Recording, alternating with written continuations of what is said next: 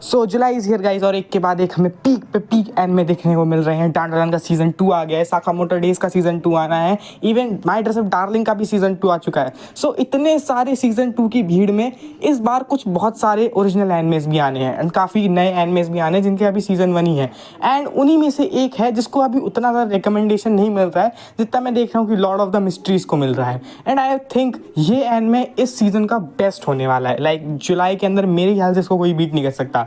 ये literally Lord of the mysteries को भी बीट करने की कोशिश रखता है बिकॉज काफ़ी सारे लोग को मेरे ख्याल से लॉर्ड ऑफ द मिस्ट्रीज के साथ एक बहुत बड़ी प्रॉब्लम है दैट इन्फो डंप बहुत ज़्यादा है। एनिमेशन वगैरह सब बहुत कूल है, मैंने भी देखा, बट इन्फॉर्मेशन डंप इतना ज़्यादा है ना कि तुम उसे प्रोसेस नहीं कर पाओगे। एंड इसीलिए एक सिंपल डार्क शोनेन एनिमे आ रहा है जिसका नाम है गाचियाकुता। अब I will highly recommend it, भाई जाके देखो, बहुत खतरनाक है। आज की इस वीडियो के अंदर मैं तुम्हें इसका वर्ल्ड एक्सप्लेन करने वाला हूँ, साथ ही साथ इसका पावर सिस्टम भी बताऊंगा कि इसके यहाँ के पावर सिस्टम कैसे काम करता है। बिकॉज ट्रस्ट मी, इसका पावर सिस्टम बहुत ही ज़्यादा ओरिजिनल है और बहुत ही ज़्यादा खतरनाक है। और ये भी बताऊंगा कि इन 12 एपिसोड्स के अंदर तुम क्या क्या देख सकते हो। बिकॉज एज यूजुअल मैंने इसकी भी मांगा पढ़ ली, लाइक मेरे से वेट नहीं हुआ भाई। मैंने जैसे ही फर्स्ट एपिसोड देखा I was like I have to read it and मैंने लाइक 6-7 आर्क पढ़ लिए हैं मेरे ख्याल से। So I think I have pinpoint location कि ये लोग सीजन 1 को कहाँ तक ड्रैग करने वाले हैं। So stick to the end ताकि मैं तुम्हें वो भी बता सकूँ। बट अब माइनर स्पॉइलर वार्निंग, क्योंकि मैं इसका पावर सिस्टम एक्सप्लेन करूंगा एंड साथ ही साथ मैं तुम्हें इसके अंदर क्या क्या होता है एंड तक वो थोड़ा सा बताऊंगा। सो इसका ऊपर से मैं थोड़ा प्लॉट का सिनॉप्सिस देने वाला हूँ। सो ब्रेस इट, अगर तुम्हें माइनर स्पॉयलर्स नहीं चाहिए सो एक स्पॉइलर फ्री रिव्यू मेरी तरफ से होगा कि जाके देखो भाई, तुम्हें पक्का रिग्रेट नहीं करोगे, मज़ा आने वाला है तुम्हें अगर कुछ नया देखना है। So it is like pure peak and जितने भी लोग को स्टिक करना है सो वीडियो आगे देखो। अब सबसे पहले तो हम लोग इसके वर्ल्ड से शुरू करते हैं। बेसिकली गाचियाकुता का वर्ल्ड काफ़ी ज़्यादा डिफरेंटली वर्क करता है। तुम एक तरीके से समझ सकते हो कि एक मेन अर्थ है एंड उस मेन अर्थ के ऊपर एक फ्लोटिंग आइलैंड है, ठीक है। और वो फ्लोटिंग आइलैंड्स पे जो लोग रहते हैं उनको स्काई पीपल बोला जाता है। बेसिकली नीचे के जो लोग हैं वो मानते हैं कि वो हेवंस है। अब जो ऊपर स्काई पे लोग रहते हैं एक्चुअली में वो सदियों से अपना जो गार्बेज है वो नीचे ग्राउंड्स पे फेंकते जा रहे हैं, जिसको वो लोग द पिट बुलाते हैं। और कोई भी जैसे कि अगर कोई भी छोटा सा भी माइनर ऑफेंस कर देता है वहाँ पे तो उसे भी वहाँ पे पिट में एग्जीक्यूट कर दिया जाता है। लाइक वहाँ पे तुम्हें पिट में ले जाके फेंक देंगे एंड तुम नीचे जाके मर जाओगे। अब होता क्या है दैट ये जो ऊपर वाला हेवन वाला एरिया है ना, ये भी कोई बहुत अच्छा नहीं है। बेसिकली ये भी 2 पार्ट्स में डिवाइडेड है, एक रिच की जगह है एंड एक स्लम्स है। अब जो हमारा मेन कैरेक्टर होता है रूडो, वो एक्चुअली में स्काई आइलैंड पे ही रहता था। बेसिकली रूडो बचपन से एक ऑर्फन था और उसको एक बंदे ने अडॉप्ट करता है जिसका नाम होता है रेक्टो। अब जो रेक्टो होता है वो रूडो को पालता है अपने बेटे की तरह ही। एंड रूडो को भी पता होता है कि वो लोग ब्लड रिलेटेड नहीं है, बट फिर भी वो रेक्टो की बहुत ज़्यादा रिस्पेक्ट करता होता है। अब जो रूडो होता है ना, उसको बचपन से ही लाइक टूटी हुई चीज़ों का बहुत ज़्यादा शौक था। वो डेली जाता था डंपस्टर डाइविंग और वहाँ से उसे जो भी टूटी फूटी चीज़ें मिलती थी वो उसे अपने पास ले आता था एंड उन्हें बैठ के ठीक करता था। बिकॉज उसे ये चीज़ पसंद नहीं आती थी कि तुमने थोड़ी सी चीज़ टूटते ही उसे फेंक दिया, जबकि वो चीज़ फिक्स करके वापस से सही करी जा सकती है। वो चीज़ों को तब तक नहीं फेंकना चाहता था जब तक उसका फुल एक्सटेंट तक यूज़ ना कर लिया जाए। एंड ये चीज़ की वजह से वो कचड़े की तरफ थोड़ा सा ड्रॉन था। लेकिन स्काई आइलैंड में लिटरली तुम किसी का कचरा तक नहीं चुरा सकते हो, इसको भी एक क्रिमिनल ऑफेंस माना जाता है एंड तुम्हें पिट में एग्जीक्यूट कर दिया जाएगा, जिसकी वजह से बहुत छुप के जाता था। बट फर्स्ट एपिसोड के अंदर ही में दिखाया जाता है कि वो एक डॉल को रिट्रीव करने जाता है, बट वो पकड़ा जाता है एंड उसके कंधे पे शॉट भी लग जाता है छोटा सा, but he somehow manages to escape. अब वो आगे चल के हमें दिखता है कि रेक्टो जो है वो उसे किसी ने मार दिया होता है एंड इसका जो इल्ज़ाम होता है वो एक्चुअली में रूडो के ऊपर आ जाता है।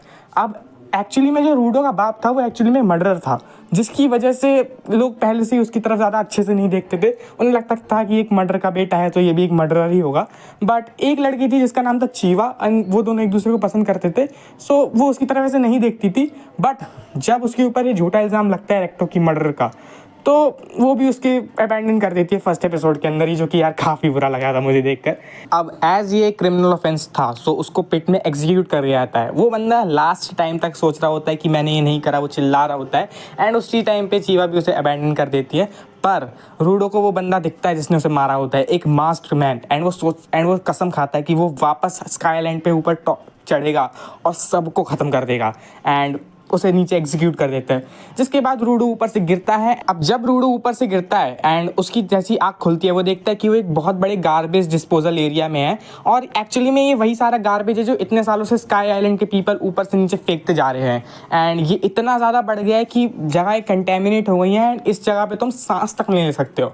अब यहाँ पे रूडो एक बहुत बड़े गार्बेज मॉन्स्टर से भी लड़ता है, बट वो ऑब्वियसली उसे नहीं हरा पाता। तभी एक बंदा आता है जिसके हाथ में एक अम्ब्रेला होता है, एंड वो लिटरली केवल और केवल अपने अम्ब्रेला की मदद से उस मॉन्स्टर के ओब्लेरेट कर देता है, लाइक ख़त्म कर देता है एकदम उस मॉन्स्टर को। जैसे देखकर रूडो काफ़ी ज़्यादा शॉक होता है एंड बहुत ज़्यादा इंप्रेस भी होता है। वो सोच रहा होता है कि ये बंदा कौन है, वो उससे लगातार सवाल पूछने लगता है।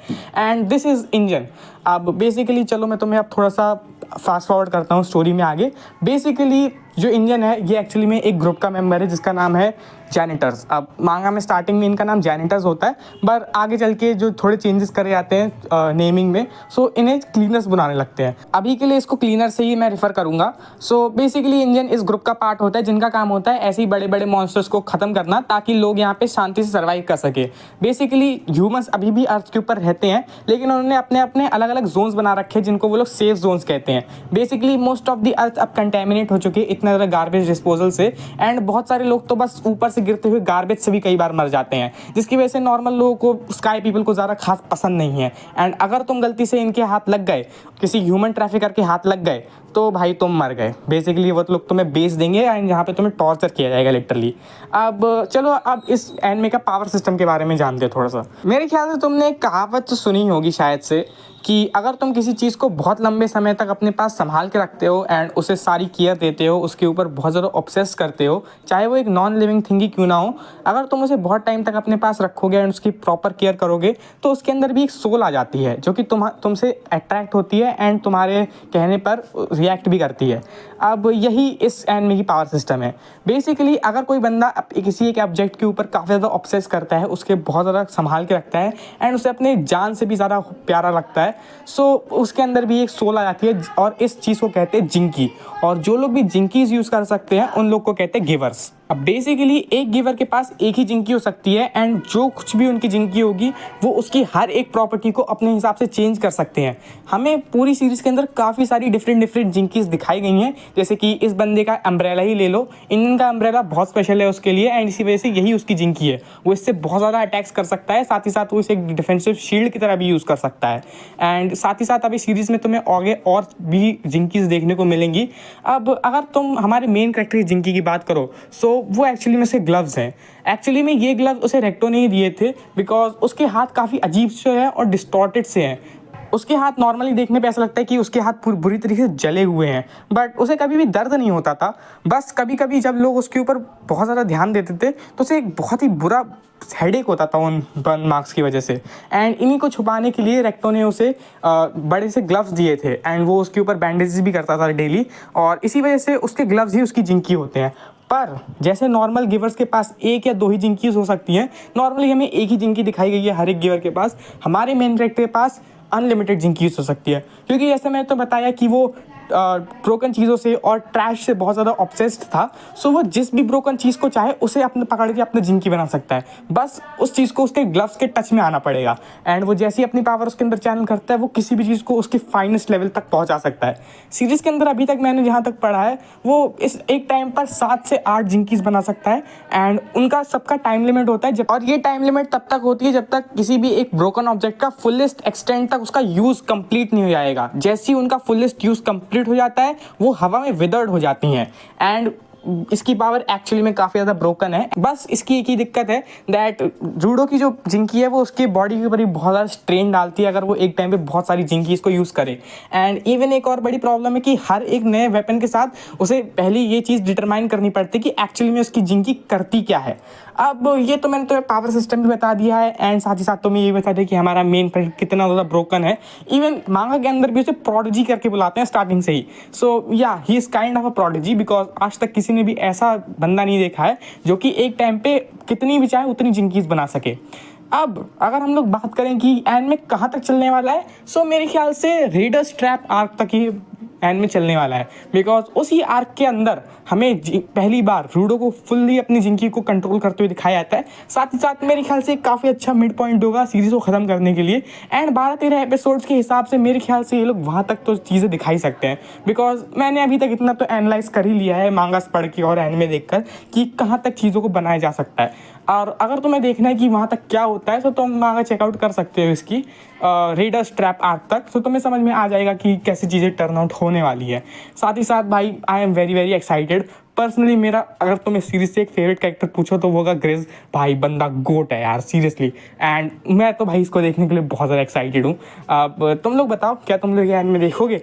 मेरी मानो तो देखो, बहुत अच्छा है शोनेन है एंड तुम्हें डेफिनेटली मज़ा आने वाला है एंड तुम पक्के से इसके फैन होने वाले, बिकॉज एनिमे के अंदर का एक्शन तो एक नंबर है एंड एनिमेशन भी अभी तक मैंने जहाँ तक देखा है बहुत अच्छा है। So I think you should give it a try. अब इसी के साथ मैं चलता हूँ। अगर वीडियो पसंद है तो लाइक करना, चैनल पर सब्सक्राइब करना एंड तुम्हें मिलूंगा ऐसे किसी और नई रिकमेंडेशन के साथ। तब तक के लिए बाय।